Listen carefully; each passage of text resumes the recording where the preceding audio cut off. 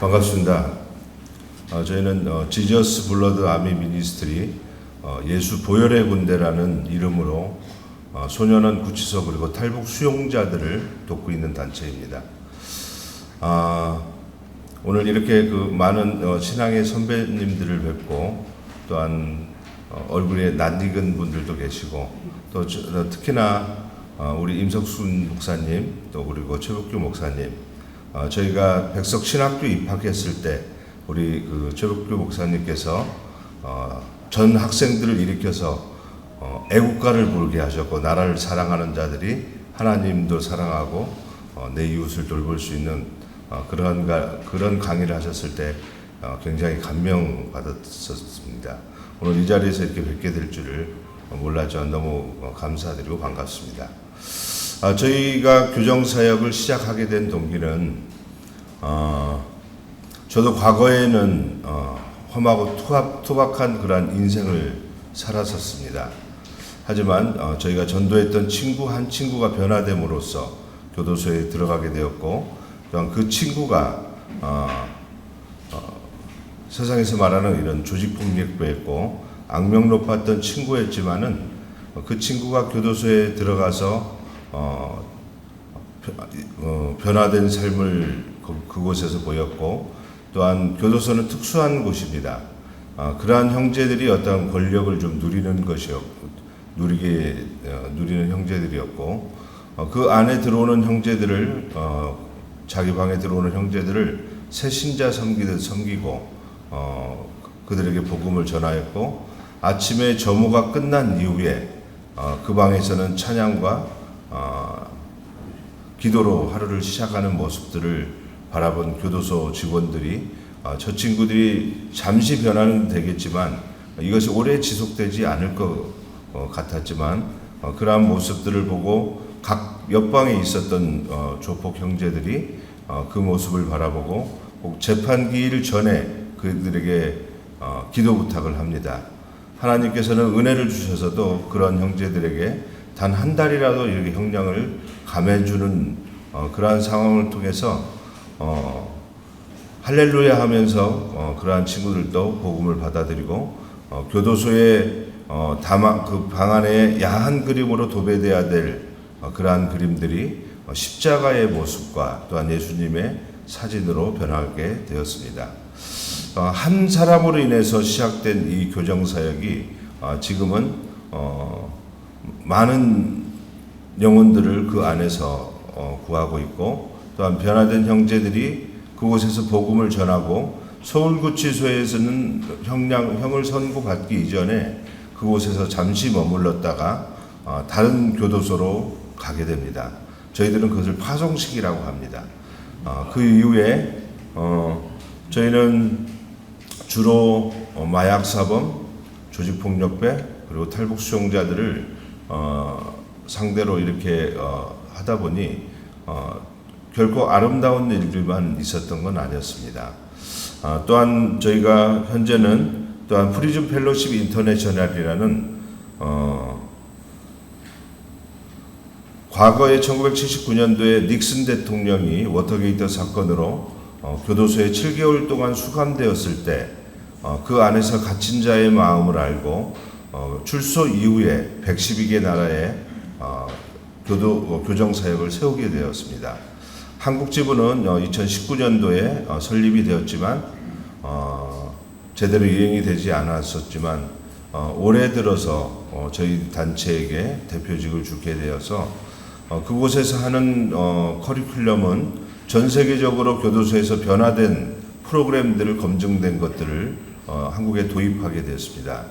제가 한 달 전에 미국의 그 본부에 방문하게 되었고 또한 저희 지저스 블러드 아미 선교회는 조그마한 단체이긴 하지만 프리즌 펠로십 인터내셔널이라는 그러한 큰 단체의 이름으로 법무부와 지금 협의 중에 있고 한 교도소가 열리게 되면 그곳에서 8주간의 제자훈련학교처럼 이렇게 훈련을 시킬 수 있는 특혜를 열어줄 수 있게 되었습니다.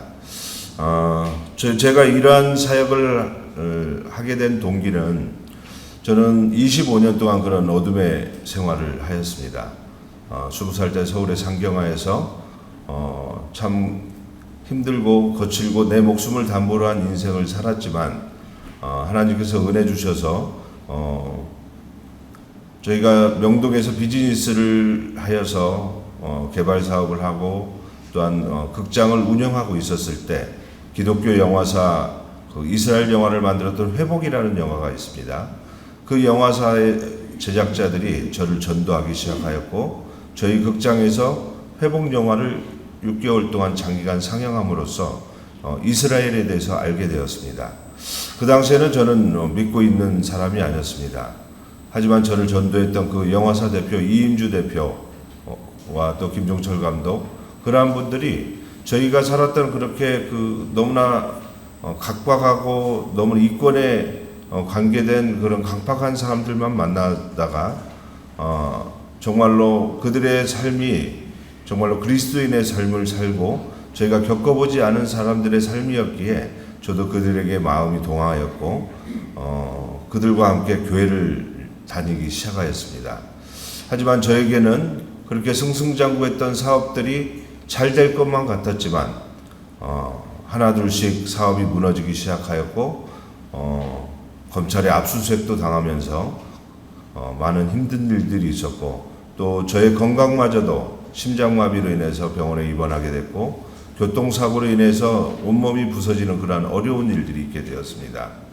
그 무렵에 저는 전 재산을 올인한 사업에 필리핀 사업에 투자하게 되었고 그 일이 잘 될 것만 같았지만 제가 투자한 회사의 선배이자 파트너가 어느 날 갑자기 누군가에게 살해당하였습니다. 저는 모든 전 재산을 올인하였기에 그 사업이 되지 않으면 제가 이뤄놨던 모든 것들이 다 날아가는 그러한 어려운 상황이 있었습니다. 어떠한 충격에도 별다른 감흥이 없었던 저였지만 그러한 내 인생을 통째로 잘못되게 했던 그 일을 벌였던 그 사람을 복수할 계획을 세우게 됐습니다. 그 사람이 누구인지 알게 되었고 그분이 미국에 있다라는 얘기를 듣고 저는 그를 복수할 계획으로 미국을 가려고 준비하였습니다. 그 당시에 저의 마음이 파탄자고 마음이 너무너무 상했고 또 특히나 더 마음에 충격이 있었던 것은 죽고 죽였던 사람들이 서로 크리스찬이었기 때문에 초신자였던 저의 마음에서는 너무 힘들었습니다. 집에 있던 성경책은 다 찢어버리고 교회에 관계된 사람들은 저는 만나지 않았습니다. 하지만 그 제작사 대표였던 이임주 대표께서는 여자분이시지만 아주 대장부이십니다. 저를 전도하기 위해서 많은 노력들을 해주셨습니다.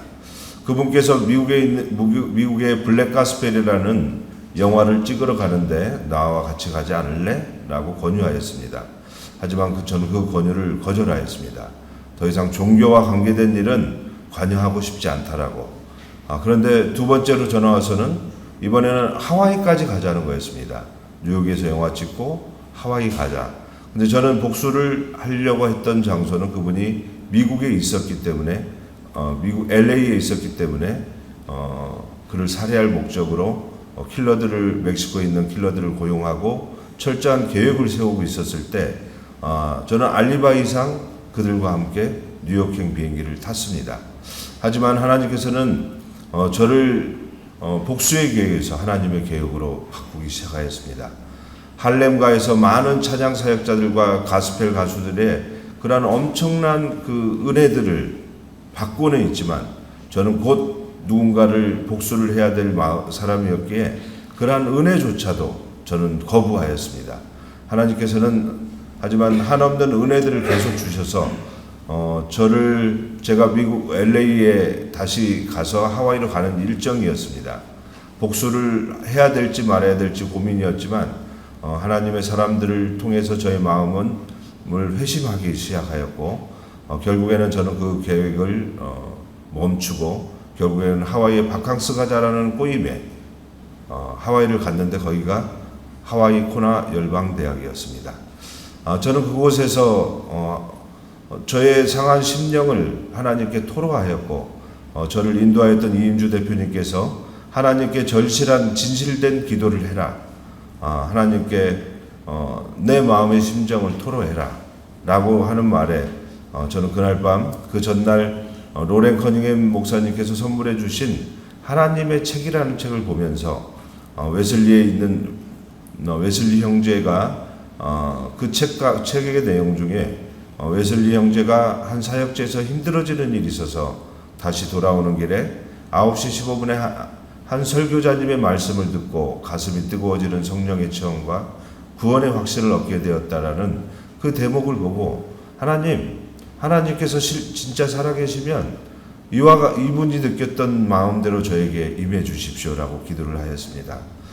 그 다음날 학교 교정에 갔을 때 많은 청년들이 한 1,500명 이상의 청년들이 찬양하고 방방 뛰는 거였습니다.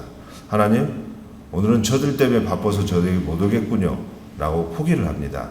하지만 오대원 목사님께서 주관하시는 동북아 DTS 북한 사역자들의 컨퍼런스 기간 안에 맨 뒷좌석에 제가 앉았을 때 한 선교사님이 제 오른편에 앉았습니다. 시계를 봤을 때 9시 15분이었습니다. 저는 초신자였기에 하나님께 기도하는 방법도 몰랐고 하나님을 어떻게 만나는지도 몰랐지만 그분께서 저에게 How are you? 라고 인사를 하였습니다. 저는 이분이 하나님은 아니겠지라고 생각하고 있을 무렵에 그 강사가 무대에 올라가서 강의를 하는 거였습니다. 하나님의 영과 우리의 영이 단절되어 있는 순간부터 우리는 죄로 흘러갈 수밖에 없다. 우리는 늘 하나님과 일치되어 있는 생활을 해야 된다. 그러면서 맑은 크리스탈 컵에 하나님께서 맑은 생명수물을 부어주려고 해도 그 안에 찌꺼기와 더러운 것들이 있으면 하나님께서 부어주시지 않는다라는 대목을 들었습니다. 그걸 걷어내는 작업을 하자라고 하였습니다. 그것은 내가 지은 죄, 용서하지 못하는 사람, 내가 상처를 준 사람, 또 죄 지었던 것들 하나님께 고백하는 회개의 기도를 하자라고 하였습니다. 저는 그 전에 가끔 일주일에 한 번씩 가서 교회에 가서 찬양 들으면 좋고 말씀 들으면 그냥 신선하고 그 정도였고 기도했던 것은 제발 이번 검찰 조사 빠져나가게 해주십시오. 그리고 제가 이루고자 하는 거 이루어 주십시오라고 그렇게 기도하였습니다. 하지만 그날의 회개의 기도는 저의 마음 속에서 하나님 더 이상 저는 더 이상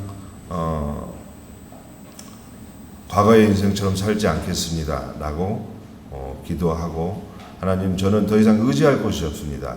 젊었을 때는 내 용기라도 있었지만 가정도 무너지고 저의 사업도 무너지고 또한 내 인생마저도 이렇게 되어버렸습니다. 하나님 만나 주십시오 라고 했을 때 저의 마음에서 뜨거운 감정이 들어오면서 회개의 눈물을 시작하였습니다. 그날의 어떤 감정은 지금까지도 저의 인생을 바꿔놓은 어떤 사건이었습니다. 그 전날 제가 기도했던 것을 만유의 하나님께서 제 기도를 들어주셨구나. 나는 그 감동에 성경이 눈에 보이기 시작하였고 그 다음부터 저는 삶의 태도가 바뀌게 됐고 또 여러 가지 과정들이 있지만 짧은 시간이기에 저희가 다 말씀드릴 수는 없지만은 그 이후에 DTS 훈련을 마치게 됐고 그 이후에 한국에 돌아와서 제가 만난 하나님을 제가 친구들에게 전하였고 그 중에 한 친구가 하나님을 알고자 하는 마음이 있어서 그 친구를 교회에 인도하였고 그 친구가 교도소에 가는 바람에 전자에 말씀드렸던 것처럼 한 영혼이 하나님 앞에 돌아옴으로써 서울구치소의 부흥이 시작되기 시작하였습니다. 그러던 중에 저는 탈북 수용자들이 한국에 있다라는 얘기를 듣게 되었습니다. 한국 기독교 탈북자 정착 연합회라는 한정협이라는 단체가 있습니다. 거기는 하나원에 탈북자들이 오게 되면 조사하는 기관입니다. 거기는 이제 석사현 장로님이라는 분께서 만드셨는데 저희들에게 탈북 수용자들 중에 좀 힘든 형제들을 저희들에게 소개해 주셨습니다. 두 친구를 간략하게 소개하고자 합니다. 국찬이라는 형제가 있었습니다. 그는 19살 때 보위부에 있었고 보위부장에게 뺨을 맞았다는 이유로 판문점을 넘어서 지피로 넘어온 귀순 용사였습니다. 돌아오지 않고 바로 그 판문점을 늘어왔던 형제였는데 이 형제는 준비되지 않은 상태에서 한국에 넘어왔기에 어느 누구도 그를 돌볼 수 없었습니다. 불법적인 일을 하는 형제들을 만나면서 그들은 태국에 넘어가게 되었고 태국에서 또한 사건을 치게 돼서 그곳에서 교도소에 수감되었습니다. 한국에 돌아와서 수감 생활을 마친 후에 이곳에서 제대로 사는가 했는데 누구도 의지할 곳이 없었습니다. 그 친구가 결국에는 자기가 기거할 집마저도 없었을 때 돈을 벌어야겠다라고 생각하여서 고깃배를 탔습니다. 하지만 이 친구는 출신 성분은 평양에서 아버지는 쓰리스타고 어머니는 39호실의 정치 통치 작업을 만드는 행정관이었습니다. 그러한 부유한 인생을 살다가 한국에서 고깃배를 타면서 북한에 있었을 때보다 더 힘든 삶을 살면서 한국에 적응하지 못하여서 다시 북으로 갈 계획을 세우고 서울로 올라와서 호텔 앞에 세워져 있는 차를 탈취해서 자기가 넘어왔던 중부전선으로 달려가기 시작하였습니다. 하지만 한국의 어떤 사정을 모르고 도난 차량들은 CCTV에 찍히면 경찰에 추격을 당합니다. 추격 전 끝에 그 차가 전복되는 바람에 허리를 다치게 되었고 병원에 있었을 때 저희를 만나게 되었습니다.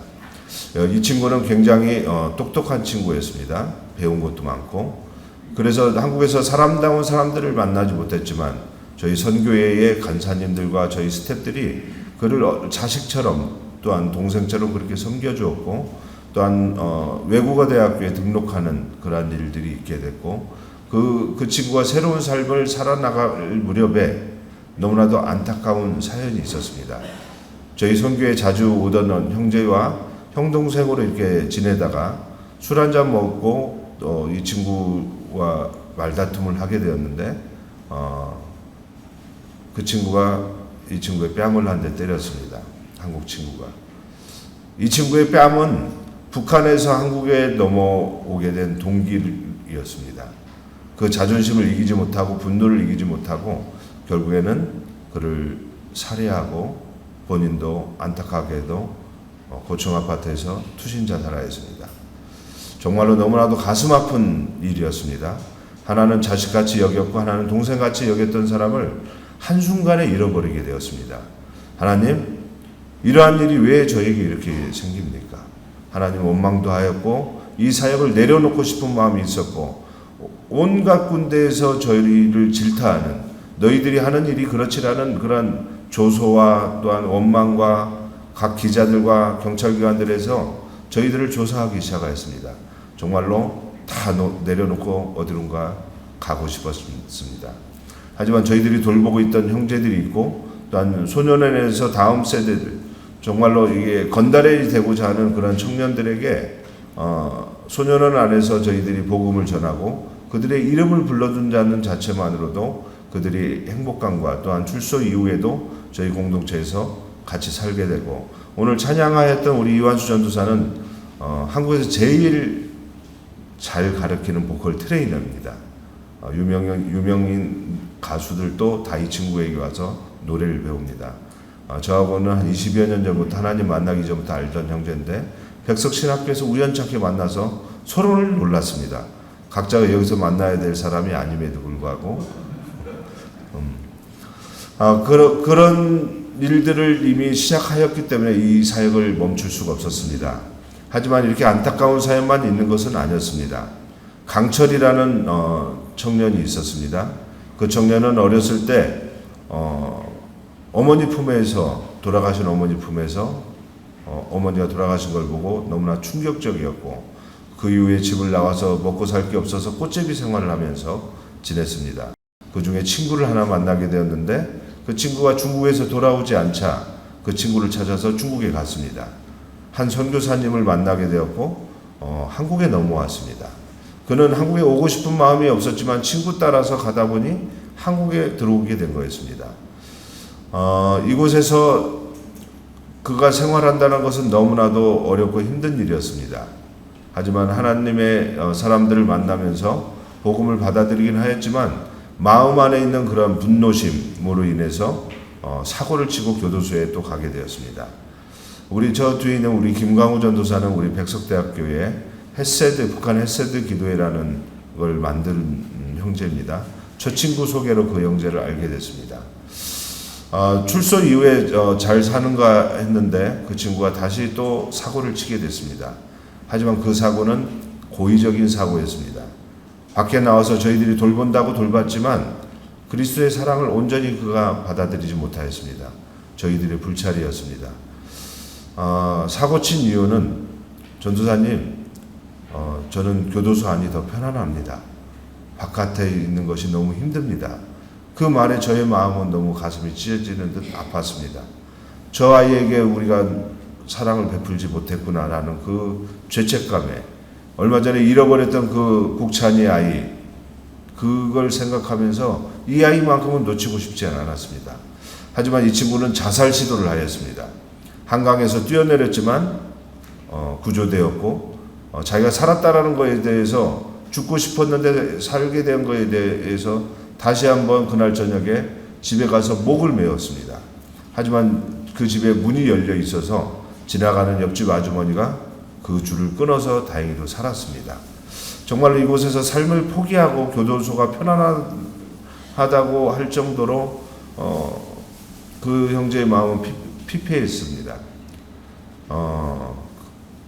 출소 이후에 그는 저희들과 같이 살면서 저희들이 정말로 예수님의 마음처럼 제자들을 돌봤던 것처럼 그를 섬기기 시작하였고 그가 조금씩 변화되기 시작하였고 얼마 전에는 제주도에서 만났는데 지금은 하우스 공사 전문 기술자가 돼서 전사님 이제는 저 살고 싶어요. 그리고 하나님 뜻대로 살고 싶어요. 라는 말에 저는 너무나도 은혜로 갔습니다. 참으로 이 남한에는 지금 53개 교도소에 약 5만 명 가량이 있습니다. 탈북 수용자들은 한 150명에서 160명 정도가 있지만 이번에 프리즌 펠로십 인터내셔널이라는 교정협회에서 진행하는 그 커리큘럼이 통과가 된다라고 하면 각 53개 교도소에 사역자들이 필요합니다. 저희들은 교정 아카데미를 만들고자 합니다. 훈련된 교정 아카데미 사역자들을 우리가 발굴해서 전국적으로 약 500명 정도의 사역자들이 필요하고 또한 많은 재정들과 많은 인력들도 필요합니다. 이러한 일들을 하는 것은 정말로 오늘 본문의 말씀처럼 본문 말씀 한 번만 띄워주시겠습니까? 내가 줄일 때에 너희가 먹을 것을 주었고 목마를 때에 마시게 하였고 나그네 되었을 때 영접하였고 헐벗었을 때 옷을 입혔고 병들었을 때 돌아보았고 옥에 갇혔을 때 와서 보았느니라. 예수님께서 제자들에게 하신 말씀입니다. 하지만 예수님께서는 옥에 갇히신 적이 있으십니까? 마지막 십자가에 매달리시기 전에 본디오 빌라도에게 사형 선고를 받고 군인에 이끌려 옥에 갇히셨습니다. 그분이 마지막으로 십자가에 매달려서 돌아가셨을 때 의인에게 전도하였습니까? 부자에게 전도하였습니까? 우편 강도에게 전도하였습니다. 정말 하나님의 눈물이 있는 곳이 이 교도소, 그 안에서 하나님의 복음 아니면 살 수 없는 그러한 곳에 우리는 복음을 전하고자 합니다. 지금도 20만 명 이상은 청소년들이 매일매일 방황하고 있습니다. 그들에게 우리 복음을 전하고 그들에게 우리의 그리스도의 사랑을 전할 때 그들이 다시 회복돼서 저와 같이 삶을 포기하고 절망 가운데 있었고 그저 그렇게 살아갈 인생이었지만 하나님께서 만나주시고 택해 주셔서 이 사역을 함으로써 많은 사람들에게 영향력을 준 것처럼 저희들은 그런 제자들을 양성하고자 합니다. 참으로 회개는 하나님께서 우리에게 주신 최고의 사랑이라고 생각합니다. 회개를 통해서 죄에 구속받았던 저희들에게 자유함을 주셨고 회개를 통해서 우리에게 새롭게 살 수 있는 생명을 주셨고, 더 나아가서는 영원히 살 수 있는 우리에게 구원을 주신 것처럼 우리가 하나님께서 주신 이 사랑을 우리만 느끼는 것이 아니라 담안에 있는 그러한 형제들에게도 이러한 일들을 하고자 합니다. 여기에 계신 우리 그 원로 목사님들과 이 대한민국의 신앙을 여정 속에서 이끌어 오셨던 여러분들과 함께 이 사역을 같이 하고자 합니다. 네, 감사합니다. 그리고 저희가 저희 선교에 간다는 영상인데 그거 하나 보고 그 다음 질의질문 받도록 하겠습니다. 이렇게 초대해 주셔서 너무 감사드리고, 또한 우리 그 백석대학교에서는 우리 김윤태 교수님께서 지도 교수님으로서 백석 그 헤세드 기도회, 그리고 또한 김강호 전도사는 분열되어 있는 어떤 교단과 교파를 추월해서 총신, 장신, 백석 북한 기도회 모임은 저희들이 연합되어서 지금도 매년 행사를 하고 있고, 통일된 이후에 저렇게 세워진 탈북자 형제들이를 앞세워서 저희들이 가고자 합니다. 여러분들도 이 일에 관심을 가져주시면 감사하겠습니다. 고맙습니다.